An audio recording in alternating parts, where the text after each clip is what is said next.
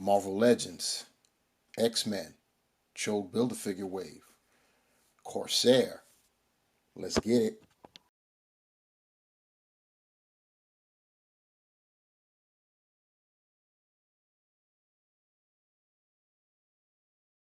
What is good, my peeps? It's your Knuckle Big Rucker back at you again with another action figure review. Once again, we've got Marvel Legends, and we are still just trudging along, going through our X-Men Chode Wave. Next up, we are looking at Starjammer Corsair. Real name Christopher Summers. And if the name Summers rings any bells, that's because this guy is Cyclops' father, Havoc's father, Vulcan's father. Yes, indeed. There it is. We've got the Summer Clan in effect. We've got the patriarch of the Summer Clan right here in effect. So we will get into the figure momentarily. Let's look at this packaging. We've got Corsair, digital render of Corsair, right there on the cover with some artwork behind him. And we've got the X-Men logo below. One side, we've got some more artwork of Corsair. On the other side, we've got the digital render of Chode, which is the Build-A-Figure, showing how many parts there are. And of course, below that, we have a list of the figures in this wave that you'll need to build Chode. You see 6 figures there. Corsair is number 4. We've got 2 more after that. What came before was Emma Frost, Fang, and Monet St. Croix. This wave has 7 figures. The 7th figure is Cyclops, whom we've just recently reviewed. He doesn't come with a Build-A-Figure piece, so you don't have to get him if you don't want him. Also, he comes double packed if you get a case. X logo at the top. And here at the rear, we've got another digital render of the figure. To our left, his right, we see the digital render of the Build-A-Figure piece for Chode. And on our right, his left, we see some of the accessories. We've got a pair of fists. His other accessories he's actually brandishing. He has a hand blaster that's like in the form of a hand musket, and he has a sword for swashbuckling. Now you can get the 360-degree view of Corsair. Mr. Summers, Mr. Christopher Summers himself. You see what we got going on here with the costume. He is basically molded in red, and when you get to the arms after the shoulders, they're molded in black, and then of course his gauntlets, his gloves, are also molded in red along with his hands. His collar, everything, his collar is painted blue. His sash or belt, whatever you want to call that, also it's molded in blue, and he's got some gold paint at the clasp area, which we'll get a closer look at when we get him off of the stand. We see that the legs are, they're basically molded in red, and the tops are painted black.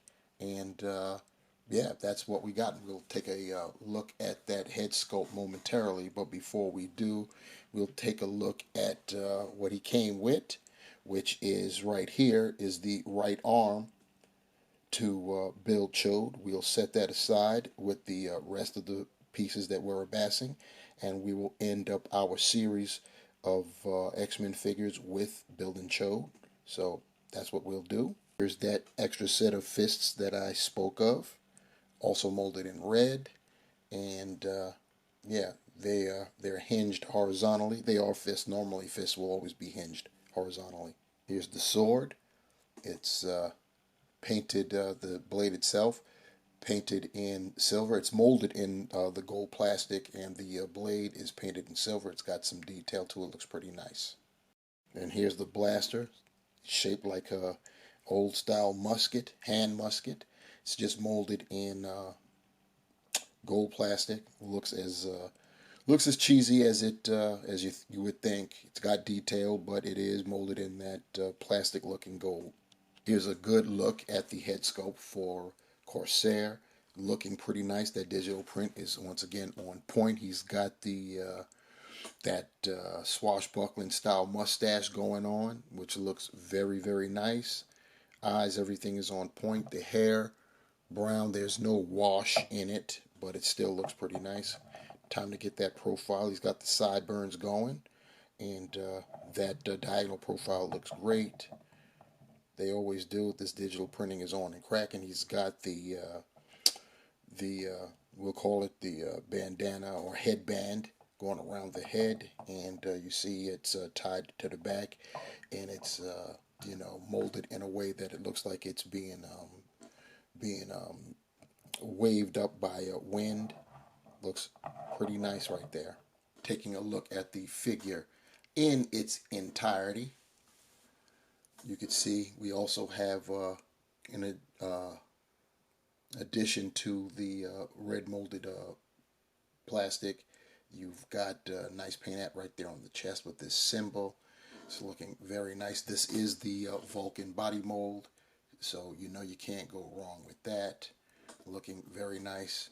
In terms of the lines, from what I can see, my line work is pretty nice. So yeah, you gotta like that. You don't want to get the jaggies or anything like that. In terms of articulation, his head is on a ball hinge, and it can go back. Mine's is kind of tight, but he can look up, as you can see, that much. He can look down. It's kind of tight. I haven't. Probably need to use some heat to loosen up that neck joint, but he can look down. So cool. You can get some pivot in there, and he can 360. Keep in mind his collar flared out is going to impede. So you'll get rub if you try to force the issue, but you can do a 360 if you so desired. He's got the butterfly joint, so he could draw back, and he can do arm crunches pretty nice. That's great right there. He can do the T, so 90 degrees with the shoulders, 360 with the shoulders, bicep swivel, double jointed pinless elbows. He's got the hinge at the wrist, and both of these hands, which are trigger finger hands or grasping hands, have the vertical dice throwing hinge right there. So keep that in mind. He's got ab crunch where he can go forward that far. He can go back that far. He's got a waist swivel. He could do his hips out like that. This is standard Vulcan articulation. We kind of sort of knowing that now. So he could do nearly 90 kicking forward. Can go back about that much. He's got the thigh cut. He's got the double jointed pinless knees. Looking real seamless there. Gotta love that. He's got the boot cut right there. He can point his toe forward that far, up that far, ankle pivot. Holes, peg holes at the bottom of his feet. His belt or sash comes equipped with a loop so you can transport his sword on his person. And for some comparisons, we've got the leader of the Starjammers side by side with the leader of the Imperial Guard. We're talking about Kallark, aka Gladiator. And here we have him next to the leader of the original or future Guardians of the Galaxy. We'll talk about that later. It's complicated. We're talking about Major Victory, aka Vance Astrovic. And for our final leader matchup, we've got Peter Quill, aka the legendary Star-Lord of the current Guardians of the Galaxy. And here we have him next to a former teammate of his. We've got Carol Danvers, aka Binary. Here we have the family portrait right here. We've got Corsair, aka Christopher Summers, along with his three boys, standing next to him, and also serving as his wave mate. We've got the astonishing Cyclops to our right, his left, and behind Corsair, we've got Alex Summers, aka Havoc, and to our far right, we have the youngest Summers brother, Gabriel Summers, aka Vulcan. And what's a father without legacy?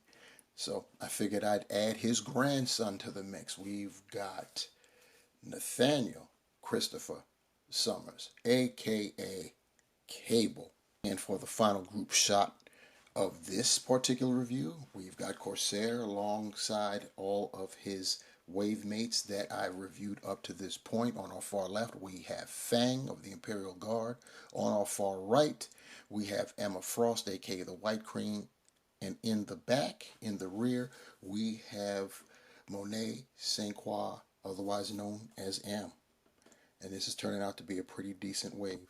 Wrapping this review up, the Hasbro Marvel Legends X-Men Chode Build-A-Figure Wave Starjammer Corsair, otherwise known as Christopher Summers, father to the Summers clan, is a very nice figure, very welcome addition to the collection. We get to technically start a new team, but I guess you could say it's resuming because we did get Binary as a Walgreens exclusive a few years ago. But on the strength, this is really the beginning of a new team. And the great thing is he's going to be joined by a team member later in this series of reviews. And you all know who that is, or at least you should. Anyway, as far as this figure is concerned, it's on the Vulcan body, so you know we expect good things from that, and we did get him. Paint apps are pretty nice in terms of the chest emblem. The digital print for the face is banging. We get a sword. We get a space-faring musket gun, which is pretty cool. And yeah, this is a nice figure. I'm loving it. All we have to do is start getting a couple more Starjammers to get that team complete, and that's how it'll get done.